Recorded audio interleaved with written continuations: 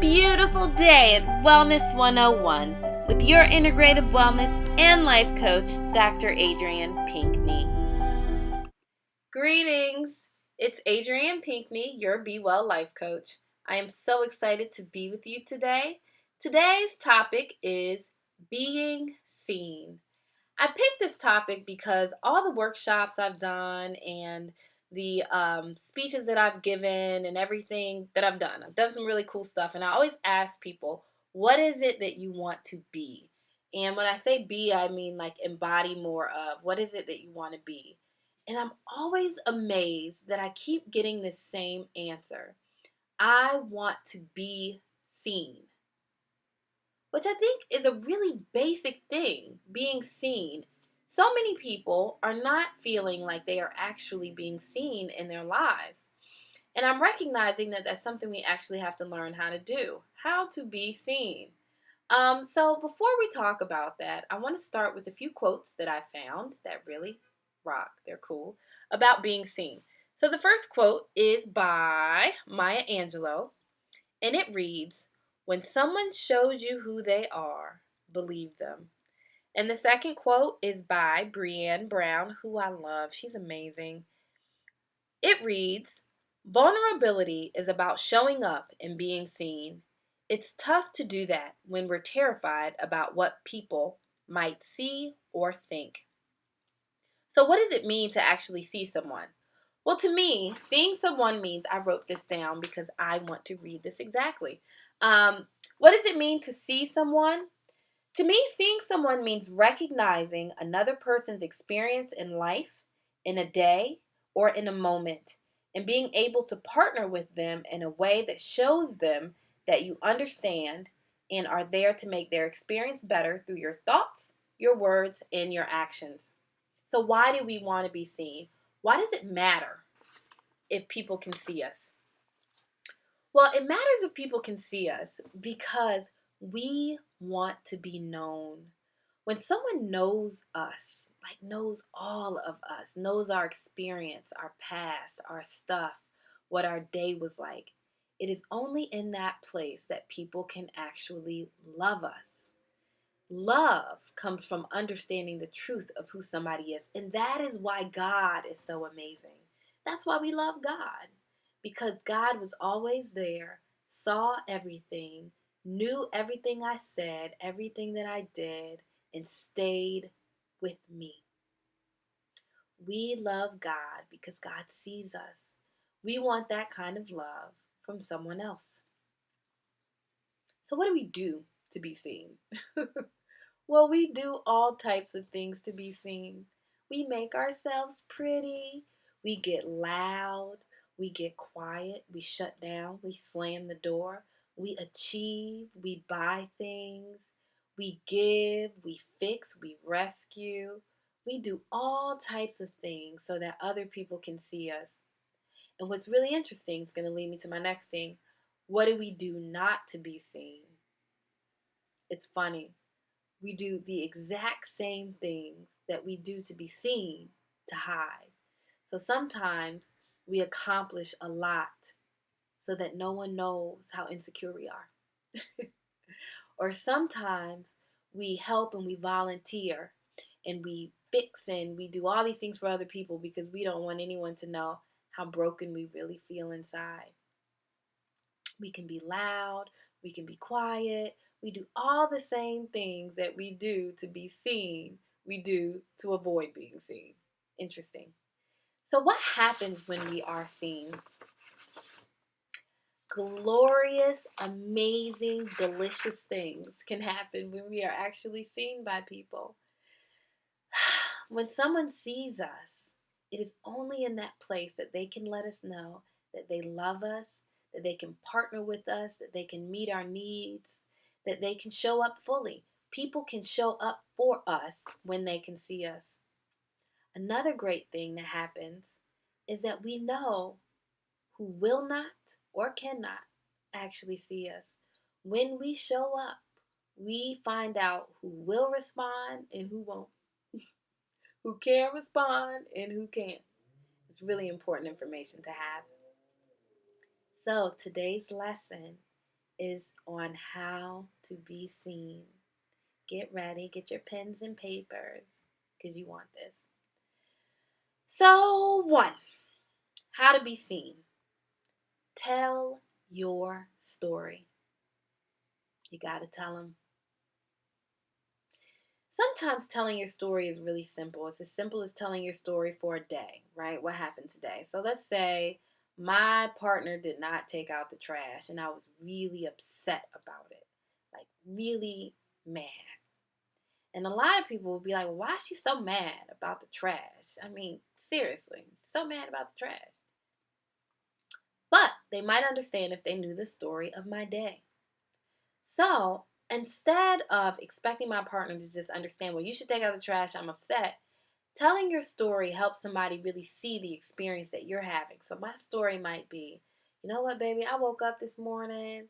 I was in a good mood. I put on my Jesus Jams gospel playlist and I said I was going to clean up the house. So I usually just jump out the bed and make up the bed. But this morning I took the sheets off the bed because I was going to wash them. So I took the sheets off the bed, put them in the washing machine. And then while I was in the kitchen, I started washing the dishes because I needed to get that done. And then I decided, you know what? It's Saturday, so I'm just going to clean the kitchen real good. And, then I looked at the trash and I remembered that was one thing you're supposed to do, take that trash out. So I knew you were going to do it. So I just kept cleaning up the rest of the kitchen, swept the floor, did that. And then I mopped up the floor. The kitchen was done. So I put those sheets in the dryer.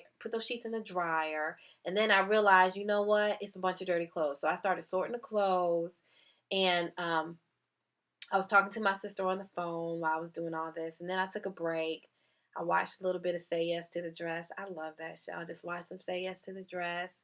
And then it was like 12 o'clock. So I wanted some lunch. So I made a little sandwich. I did that. And then I said I was going to get the car washed and pick up the dry cleaning. So I got dressed and I went and did that.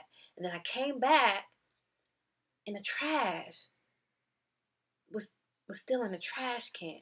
But I trusted that you were going to get to it. I mean, you said you were going to take the trash out. So I just continued to go about my day. And I folded I kept the laundry going and I was folding the clothes as I was going and, on the phone with my sister for a little while I was folding those clothes. And I was just thinking to myself, by the end of the day, good God, look at all that I've done to keep this house going. All I asked you to do was take out the trash. I mean, I am absolutely hurt. Because I try to keep our home beautiful. Try to keep my spirits beautiful. Listen to my Jesus Jam playlist. All I need you to do is take out the trash, right? So people can see you differently when you tell them your story. And that is one way you can tell a story, maybe a story about a day. But another way that people can see you differently is if you tell them the story about maybe a part of your life. So, for example, Mm, if a man is in a relationship with a woman who yells, like when she gets mad, she screams and hollers. You can hear her down the street. She ain't having it, right? And in response to her yelling, maybe he shuts down, like he quits. She can get nothing from him emotionally. He leans back. She just yelling by herself. Well, people who yell should probably yell louder because that's not going to help, right? And maybe she keeps doing that until he tells her his story. And maybe his story is, you know what, baby? My mother used to yell at me like that. When I was a kid, my mother used to come in the door yelling, just screaming and hollering. And every time I tried to say something, she would say, you better not open your mouth. So I learned that when women start yelling, I'm safer if I don't say nothing. When she has that information, she might be able to respond to him differently.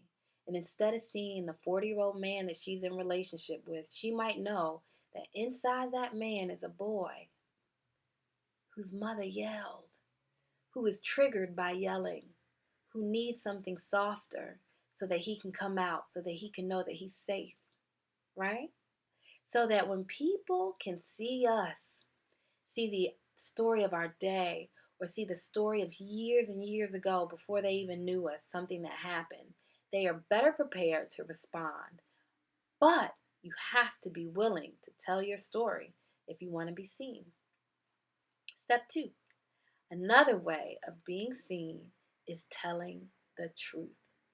The truth, the whole truth, and nothing but the truth, which is really, really hard because a lot of times we are dishonest with ourselves and we're dishonest with our partners.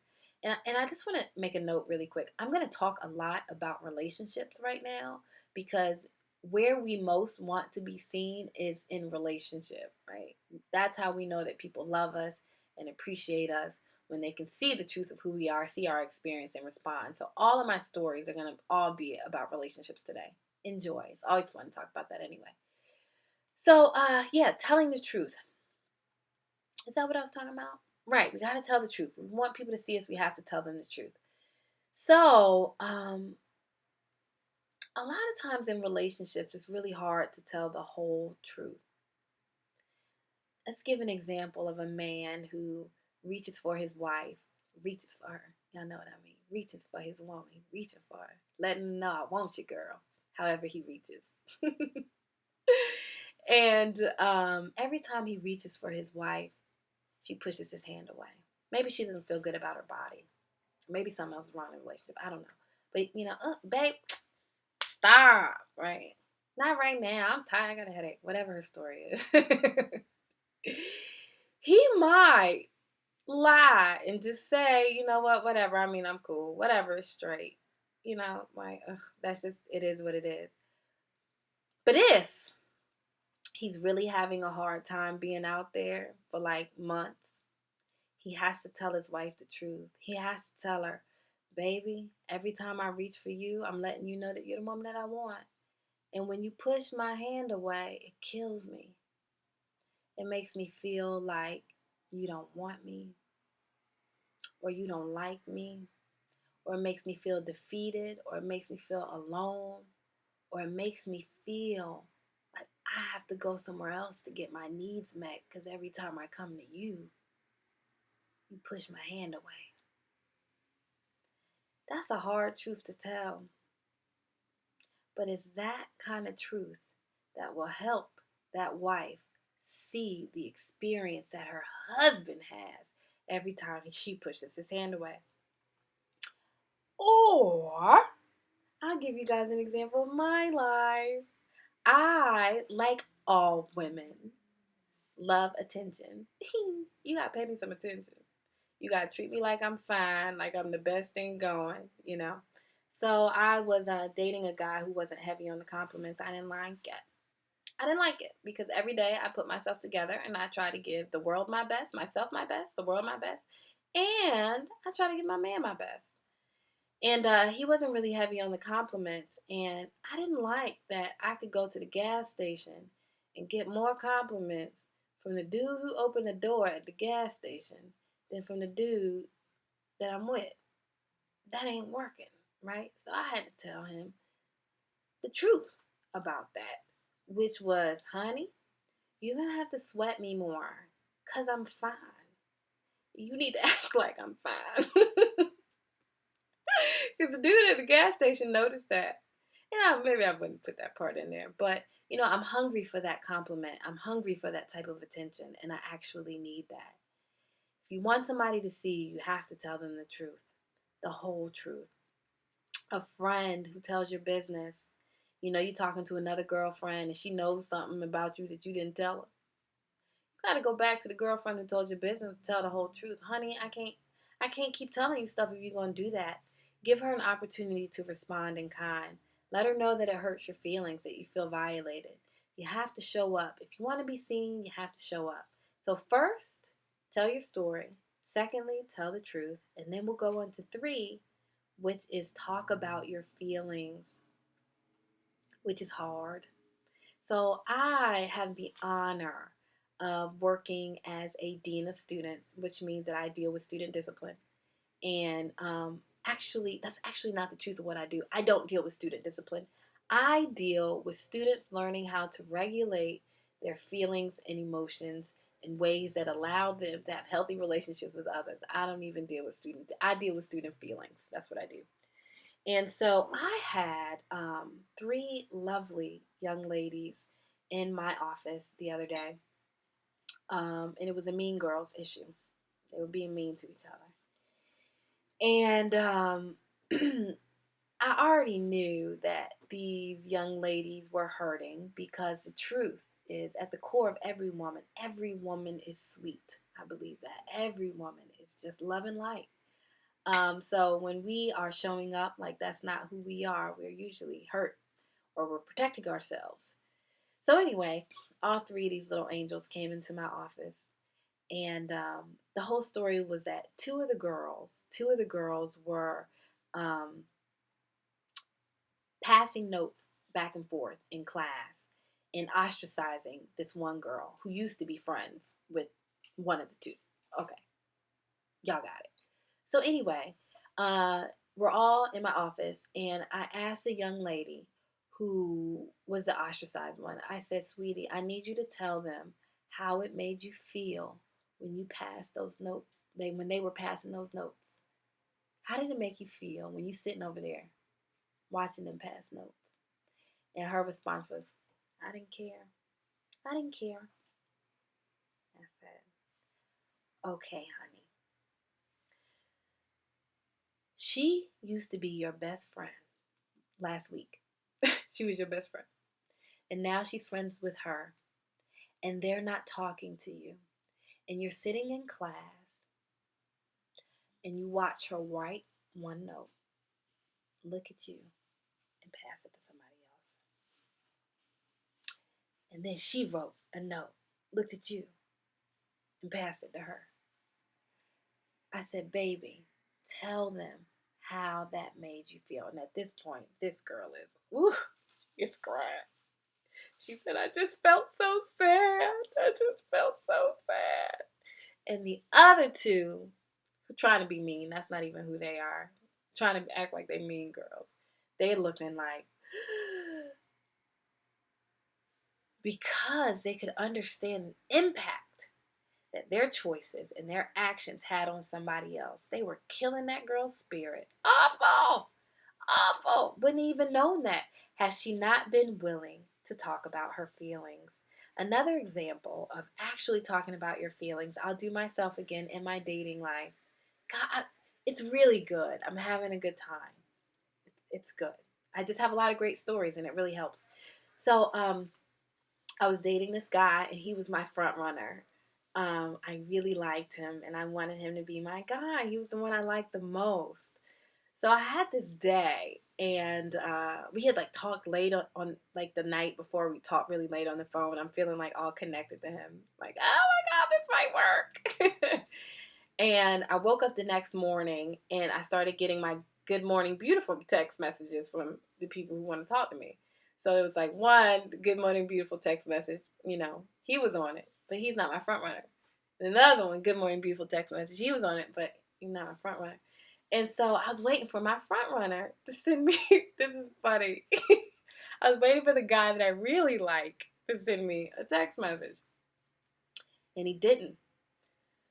So I'm at work all day and I'm just, looking at my phone, waiting for him to let me know that he think about me. And it wasn't no text message. Until like 2 o'clock, he finally sends me a text message, and the text message was about him. And the text message was something along the lines of, I don't know. It was a picture of his lunch. Look at this amazing food I'm eating today, and it came at like 2 o'clock. So I texted him back, looks great. Give me a call when you can, you know. So he finally calls me back and we talk casually for a few minutes and then I let him know. I had to tell him about my feelings. I said, "Well, dear, honestly, I'm not really having a great day and I'm a little upset right now." And he said, "Well, why? Why are you upset?" "I've been looking for you. I've been looking for you all day. Like I talked to you all last night and honestly, I was just on a high. I felt really connected and it was good. And I've been looking for you today. Um, and it hurt my feelings that you didn't think about me until 2 o'clock." And so he got really defensive, really defensive. Like, "What do you mean? Like, why are you upset? Like, why would that upset you? Why would that make you mad?" Like, da-da-da-da. I said, "I'm not mad. I told you I'm hurt. I don't know why you think I'm mad." I'm hurt. My feelings are hurt. And so he just was really, really defensive about it. And he couldn't hold the truth of my experience, which was I was really trying to tell him that I like you and that I'm looking for you and that I want you to respond to me. He couldn't hear that and he couldn't receive that. We worked it out though the next day. He was finally able to say, you know what, Adrian, the truth was I was thinking about you first thing in the morning. And I have a hard time sometimes letting you know that I like you that much. Okay, good. I can respond to that because he told the truth about what he was feeling, right? Instead of like deflecting and let me leave this one alone. Next. Okay, so we got tell your story, tell the truth, talk about your feelings. If you want somebody to see you, you have to talk about how you feel, how the things they do make you feel, the things they say make you feel. And the fourth thing is you have to hold your space. Because a lot of times when we show up, people will try to push back. So, in a job that I worked, when I first got this new job, um, I was in a room with my new coworkers and we were just getting to know each other. And those who know me well know that I eat really healthy. Like, I eat grass sometimes. No, I have alfalfa sprouts and stuff. People are like, you eating grass? Yeah, I'm eating grass. So I was at work and I opened my salad out of my container. And I don't know what it was in my container, but like 2 minutes, like 2 seconds after I open it, everybody in the room starts laughing. And I'm like, what's funny? Because nobody made a joke, right? And so finally, someone says something. They were like, oh my God, Adrian, your lunch stinks. Like, your lunch smells awful, right? So they fall out laughing and are all just like really laughing. And I just got hot in my body because I felt like they're making fun of me. Like, and I didn't know them like that. We were all very new to each other. And so I had a physical response to being teased, you know? And yeah, so I was like, okay, guys, don't tease my lunch. Like, I have to eat this. You know, I'm about to eat my lunch. Don't do that. And so then the joke started, you know, because I mean, it was just a good joke, right? So then somebody else makes a joke about it, and somebody else makes a joke about it. And I said, no, seriously, y'all. Seriously. Like, I have to eat my lunch. You're not going to sit here and tease me about my food. Like, stop, right? Stop. Well, they didn't stop. They kept making jokes about my lunch. This is hold your space. You have to hold the space. So they kept joking, and so I decided that I don't hate myself, and I'm gonna leave the room because I'm not gonna let you sit here and make me the butt of your jokes.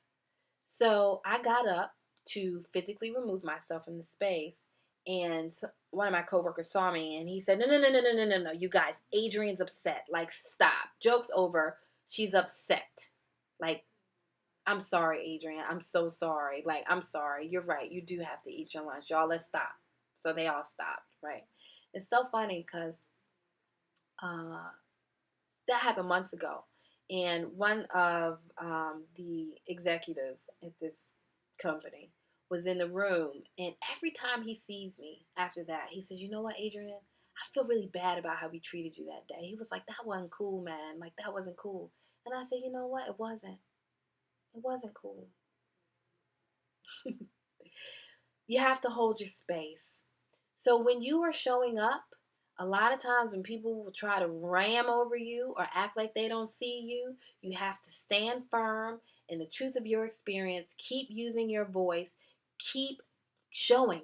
Keep showing up. See me, see me, see me. 5.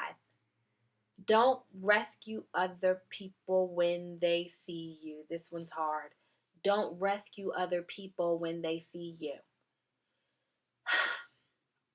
A lot of times when we show ourselves, when we really show up, when we show people our hurt places and our broken places and our vulnerability, they feel bad, especially if they've done something that digs at our hurt place. Just to go back to the 3 girls in my office. So when the one who was being teased finally cried, like that baby finally got honest, and she cried and she said she's sad. And I mean, she put her little head down. And the other two girls who was trying to act like they mean, um, looked shocked, like they didn't know what to do. Like they were understanding that I can do things. Passing a note that ripped somebody to the point they head down like this. Like they, this baby was crying. So one of the girls started to apologize. And she says, well, I didn't really mean it. And I'm so sorry. And the girl who was crying put her head up and she was like, no, that's okay. And she started rubbing her arm. That's okay, that's okay. And I had to break that up. I said, nope, hold on, honey. Is it okay? Is it okay that they passed those notes? And she said, no. Okay, okay. So let her be hurt to have hurt you. You don't have to rescue her from that. It hurts to hurt people. It does. And by this time, all three of them crying. I mean, we just having a little sisterhood yaya session in my office. We were good. But you can't rescue other people when they start to understand the totality of their words or their actions towards you, especially if it makes them feel hurt. Because a lot of times we try to minimize our feelings, we try to minimize our needs, we try to act like it's not that big of a deal when somebody else has an experience in response to the truth to us showing up. So, it's another example. Let's go back to the taking out the trash. When your partner doesn't take out the trash and, he comes in and he says, well, honey, I had a really hard day. And you say, oh, well, it's okay. I mean, it's fine. Like, no, that's not true. The truth is, you mad, you feeling unsupported, and you feeling irritated because you don't feel like you have a partner. Like, don't do that. Don't rescue people from having to understand, from having to see you. Sometimes when they see you, oh my God, ooh, you know what? That's a whole nother video. Okay, that's. I got to do a video specifically for Black women being seen because. Whew. Okay, Adrian. Number 6. This is the most important one of all. Tell your story. Tell the truth. Talk about your feelings. Hold your space. Don't rescue other people when they experience actually seeing you. And 6, recognize that some people can't see you. Some people can't see you at all. And it has nothing to do with you. It's based on their own limitations, their own stuff probably being piled so high that they can't see nobody else.